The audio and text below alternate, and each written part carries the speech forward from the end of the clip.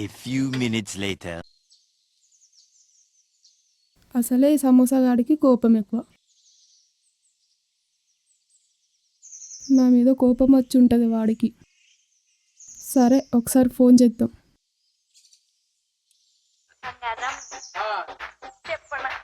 Hello, చెప్పే సిగ్గు లేకుండా మళ్ళీ ఫోన్ చేసినావు.